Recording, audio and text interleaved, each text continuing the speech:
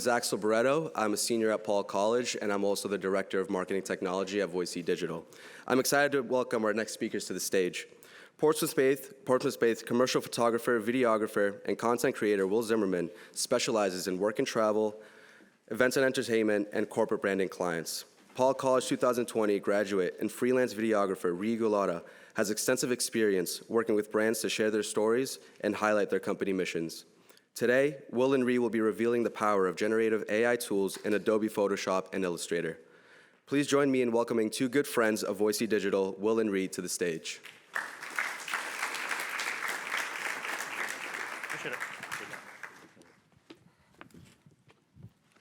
Hey, everybody.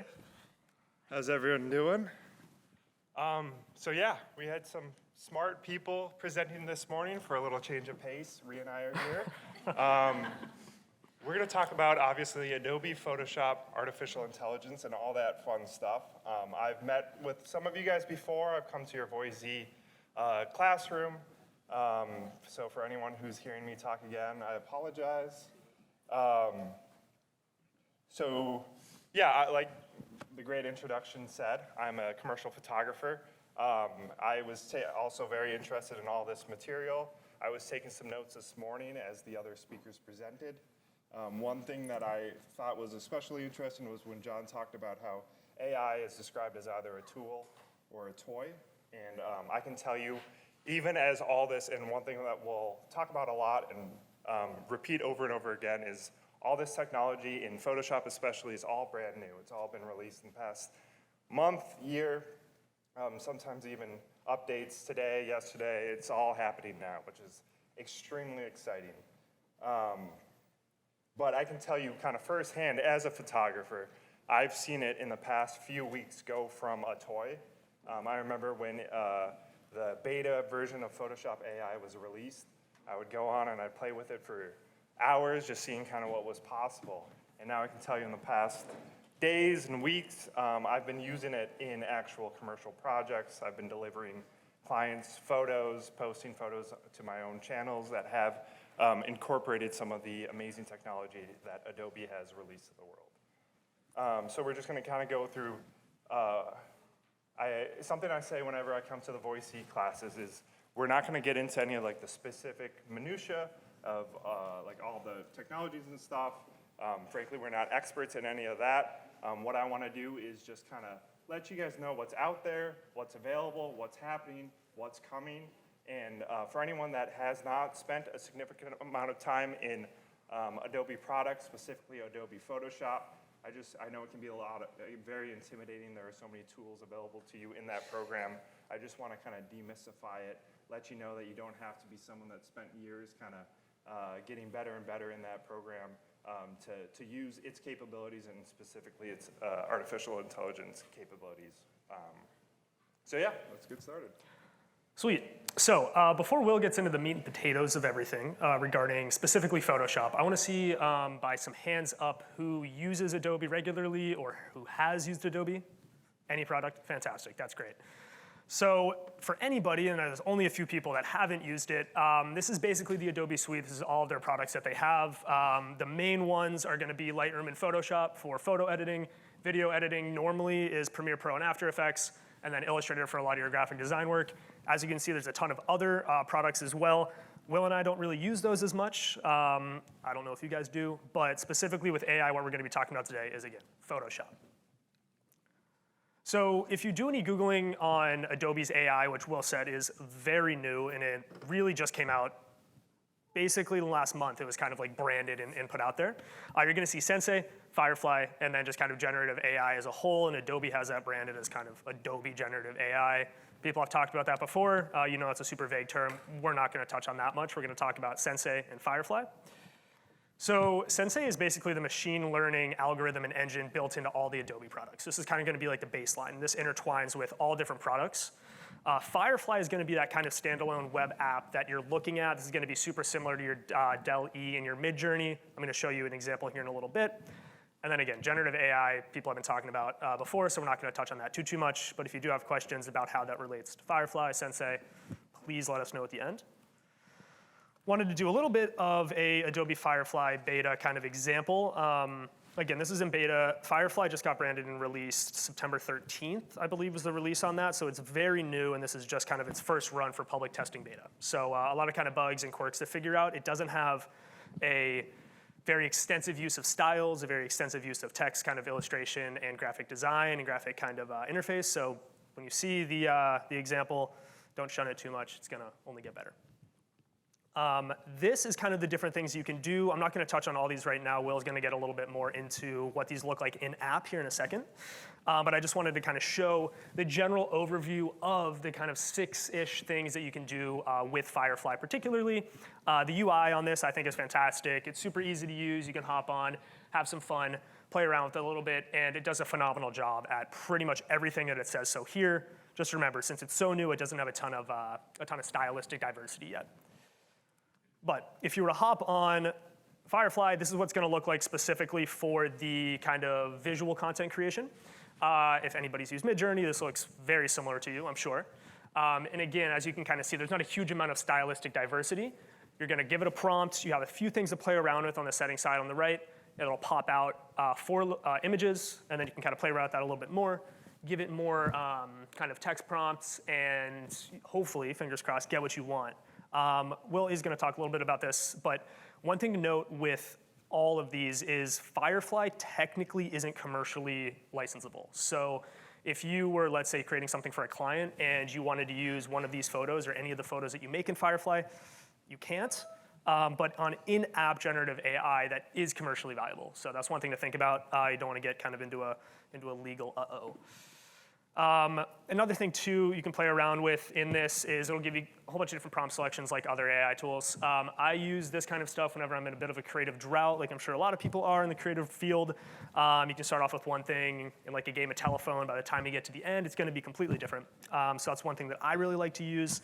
And again, this is like super basic AI from a visual standpoint. Nothing crazy that you haven't seen in other AI platforms. I'm going to pass this over to Will right now, and he's going to get into the kind of meat and potatoes, like I said before, and touch upon what this looks like in app. Again, I just wanted to give a super general overview of what this looks like in Adobe particularly, and then, like I said, Will's going to kind of dial in and take you further down the line. So I'm going to hand it over to him. So yeah, as Ri was talking about, I mean, this is early days.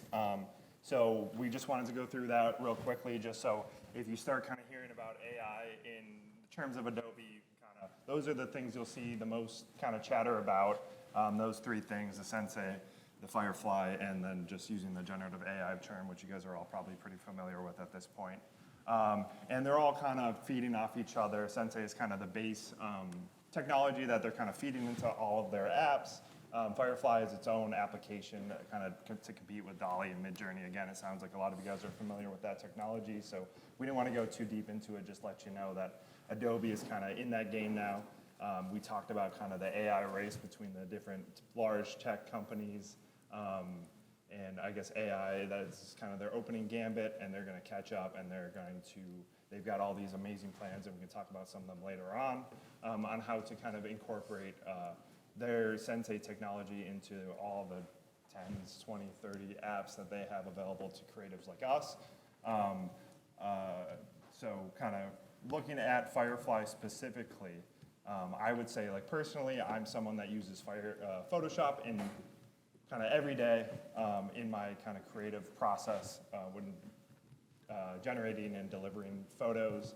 So that's kind of what I'm most familiar with, the ways that Adobe has incorporated AI into that product. But Firefly is for anyone that I cannot convince to get into Photoshop by the end of today. It's got some of the same capabilities, like Ri said. There are some commercial licensing issues. Right now, it is trained using Adobe Stock, which is a stock library that Adobe provides. But the creatives in that stock library are licensed from designers and photographers and videographers. So they're trying to figure out how to kind of create a compensation plan to make sure that the creatives that are kind of creating that source material are compensated and not going to sue them. And again, I'm going to keep saying it, brand new. There are internal conversations they're having. They're sharing some of it with the outside world. I'm sure there are legal cases that are going to the Supreme Court ruling coming out, executive order next week. I'm sure all that is going to kind of work its way into the conversation.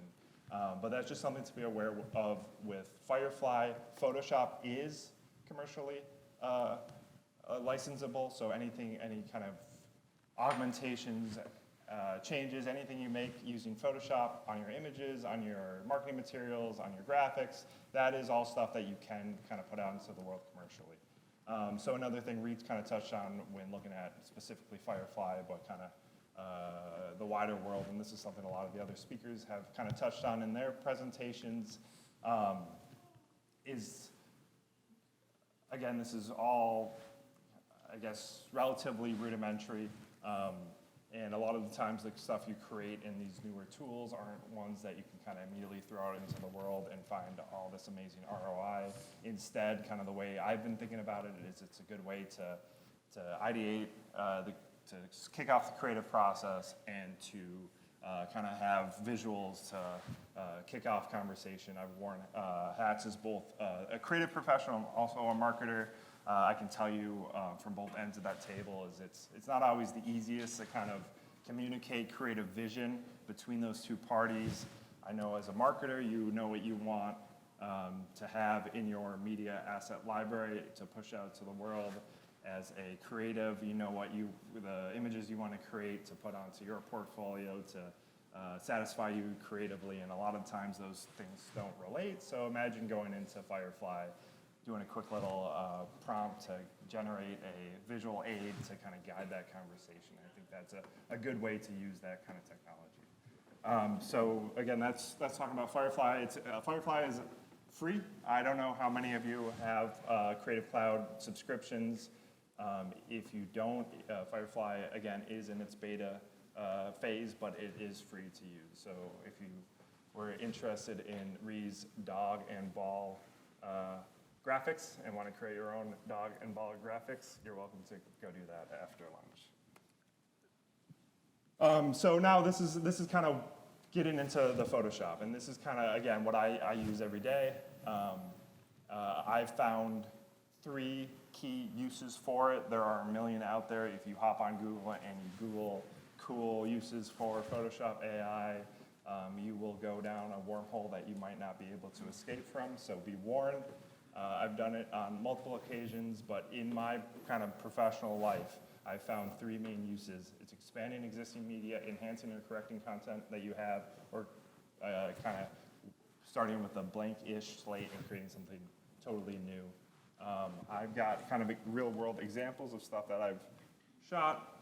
Just real quick to kind of show you what it looks like in Photoshop. I don't know how many of you are familiar with kind of the Photoshop layout. It's all pretty standard. The only thing that's new is this new generative prompt box. It operates the same as the prompts you'll see in the Firefly app and Dolly and Midjourney, all that. It's pretty intuitive. Again, you don't have to be a Photoshop expert to take advantage of these really cool AI capabilities. You just have to be able to type into a box. Reed cleared that bar, but only barely. I did. That's about it. One thing too, speaking of creation here and kind of creating content in and of itself, before you even get to this phase, you can use Firefly to create your storyboards as well. That's one thing that I've done already because Will and I both are terrible at sketching. And a lot of the times whenever you're doing a storyboard, people want to see visually what you're going to be creating. So just taking those 4 boxes and basically building out your entire storyboard with that can get you to this point of actually taking content that you've now shot or hired somebody to shoot and going in, or they'd be doing this, but going in and messing with it the way Will is going to tell you how to mess with it here in a second is super helpful as well. So one thing to keep in mind. And then once you kind of put your prompt in, command box, it'll pop up a quick little progress tracker. I've got some examples to show you here in just a second. As is true with all these cool artificial intelligence capabilities, the speed at which it operates is truly incredible. And then again, I've got examples, so I'll show you more in depth. But it always gives you 3 variations. If you don't like them, you can hit enter again. I'll give you 3 more. If it's still not kind of giving you something you're looking for, you can go back to the command box. You can make edits to those commands. As is true with a lot of the language models, there are plenty of best practices for kind of how to speak to AI to kind of get it to do what you're looking for. And that's another, back to kind of my argument to kind of get you guys into ideally Photoshop. Again, if I can't convince you to get into Photoshop, or Firefly, or Midjourney. The fact that it's not kind of where it's going to be yet should not discourage you. I think hopping on it now, today, is incredibly important. I think just learning how to talk to these models is going to be a skill that will bear fruit for years and decades and careers to come. So again, that's just kind of, again, this is the AI Photoshop and regular Photoshop. It's really just a couple very small, intuitive visual changes. So if you're familiar with Photoshop, you'll be totally comfortable with this. If you're not familiar with Photoshop, it's a command box. It's like typing something into Google. So here's, I'll hit play in just a second. Here's an example of a real project I did. I was hired to go out and take photos of another treehouse. I take a lot of photos of treehouses. This one is in Bartlett. They hired me to take social media images. For anyone that's pretty active on Instagram, you know that the aspect ratio that uses the most space in the feed is a 4:5 aspect ratio. It's kind of that oblong square shape. But something I run into a lot as both someone who is a marketer who is now a photographer is there are different aspect ratios, different sizes work for different purposes. I'm sure you guys are all incredibly familiar with that. As a photographer, I want to take the best composition that's going to get me the most Instagram likes. As a marketer, you want photos that you can use for website headers, for banner ads, for social media, for flyers, for all that. So this expand feature that Photoshop has integrated using AI is a lifesaver. So let's see. So here in Photoshop, I've got the treehouse photo. Don't worry, what? That's a good size for social media. They say, we like that picture. Do you have one shot wide, which used to be kind of like the last thing you'd want to hear as a photographer. But now it's no problem. Hop on in here. I sped it up just a little bit. It's still pretty much as fast as you see it. Generating.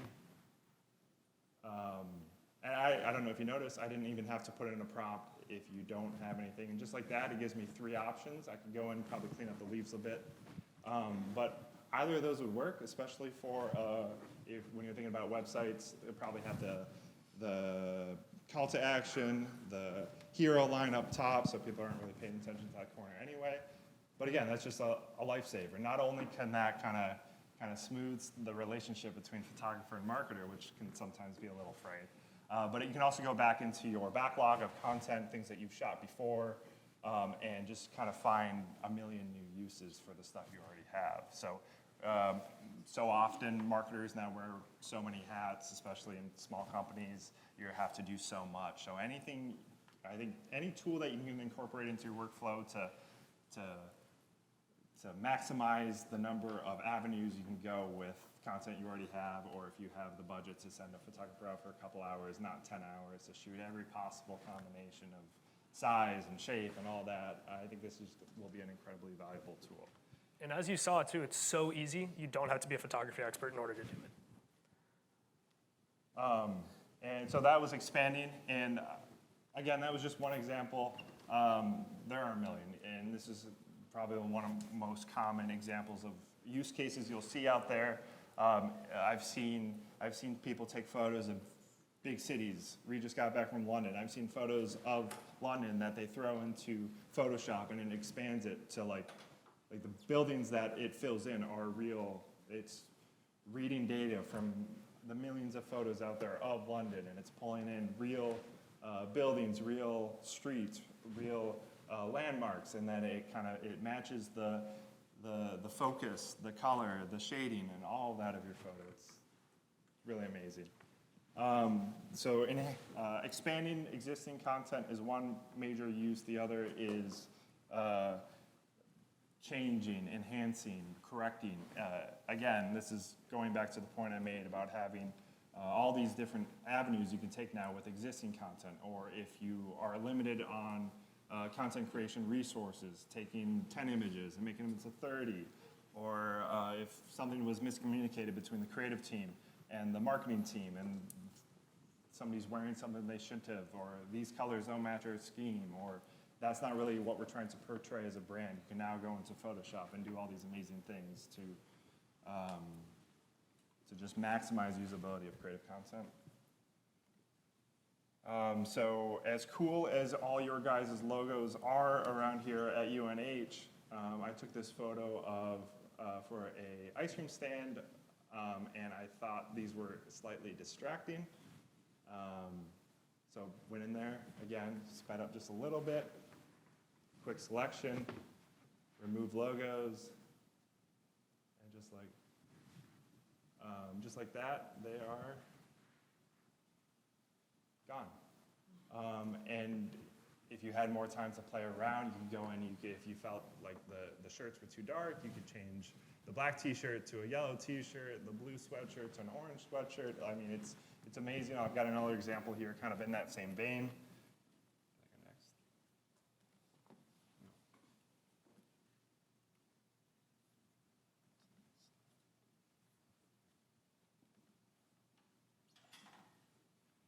Say you've got this is a similar example. Say you've got this great photo you love of yourself. You need a new LinkedIn headshot. Obviously not the most professional shirt in the world. You go on there, suit and tie. There you go. 3 examples. You don't like those. 3 more examples. Really just as fast as that, you can see kind of the tie's a little messed up. You could clean that up, or you can keep going until you find something you like, or go without a tie. Say you didn't get the job. Instead, you wanted to be a DJ. So now you need a DJ headshot. Replace the professional glasses with some cool shades. There you go. Your DJ career is off and running. So it's really, and again, this is just a couple quick examples. You go down the rabbit hole, and like the things people are able to do with this technology is just mind-blowing. Again, there are limitations, and it's all about practice. It's about learning what the strengths and the weaknesses are of the platform. I think once you have a good grasp of that, again, it's just about kind of maximizing creative assets. From a creativity standpoint, Will and I were talking about this at dinner last night. As a photographer, you kind of hate it because we want to be hired to go take those 15 different iterations of the one photo, it's more money for us. But from a marketer standpoint, you only want to pay the photographer, for an hour of his time, and then you can have an in-house person that goes and changes, Will's shirt to a suit and tie and whatnot, and it takes them 5 minutes, So it's kind of like an internal debate, I think, between the creatives in the world and the marketers in the world, specifically with AI. But it's exciting nonetheless, so. Yeah. And now this is just getting a little crazy with it. Forgive me, but you can take a stock photo. I pulled this off Unsplash. Pretend you're some adventure company. You go to your boss. You're like, I've got this great idea for the social campaign. A bunch of hikers in really cool places. You don't have the budget to hire photographers to go out to do it. There's some funny ones, but that one looks pretty real. Say you like it. You go to your boss. They're like, yeah, that doesn't look adventurous enough. Why don't we add a lake? Why don't we add mountains in the background? And you can just, again, it's pretty amazing what it can do. And you could add some goats in the foreground, you could add an airplane going on. Again, it's just something Adobe says a lot as they release this, is like their goal is to lessen the distance between what you want to create and what you can create. And I think, see real quick the before and after. I mean, it's pretty amazing what you can do. That's all commercially like stuff you can use, which is great. But to Ri's point, and to kind of something a lot of us have talked about up here all morning, is I don't think this is going to replace any jobs. Instead, people that learn how to use it, get familiar with it, will replace those who don't. So yeah, I think that's basically all we had for you guys. Again, thank you.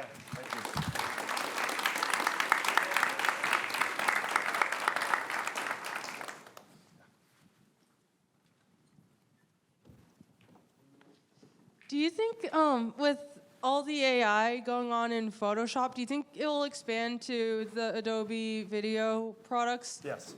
Yeah, definitely. And you can go on, and they've got town halls and discussions and blog posts about kind of what they're planning. There are a bunch of cool stuff. Adobe Express is something, I'm not horribly familiar with it because, again, I do most of my stuff in Photoshop, Lightroom, and all that. But I think it's kind of a Canva-esque competitor, and they've got some really cool AI, and I'm sure Canva has something similar, really cool AI video components. Like you can throw in, another thing they're working a lot on is ways for you to feed in your existing content. If you're a photographer that has a distinctive style, if you're a brand, thank you. If you're a brand that has worked really hard to curate a specific look for your company, you can feed that in, again, in the future. You can feed that into a Photoshop or a Firefly or a Premiere, and then they can pump out stuff that kind of fits that mold, which I think could be super cool. So yes, it's coming. How would these generative AI for pictures and video deal with like potential issues like with intellectual property? Yeah. Given given the fact that it's generating stuff and it's been trained on stuff that's already out there, how would it deal with the fact that, like, say someone who took a picture and AI stole it and it was pushed out and AI started taking credit away from the original photographer? Yeah, I mean, that's a huge issue, and if I had a good answer for that, I'd be wearing much more expensive shoes. But a lot of the Firefly, Adobe makes a huge deal of talking about how it's all been trained on Adobe stock, which is their proprietary stock library, and they've always kind of prided themselves on compensating the creatives that kind of feed into that library. So they're making a huge focus on kind of continuing that goodwill they've built with the creative community. But as far as kind of as Photoshop progresses, and I'm sure there will be other, and I'm sure there are other kind of photo generating, photo enhancing, photo editing, AI capability softwares and whatnot. I mean, that's going to be a conversation that has to continue. And yeah, I mean, it's interesting because it's a conversation that's been going on since the dawn of Photoshop. Like, what is it? Should you, as a photographer, should you call out that you changed the scene using Photoshop? Like, should you call out that tree wasn't really there? Or when I took this photo, it was full of people, I took them out.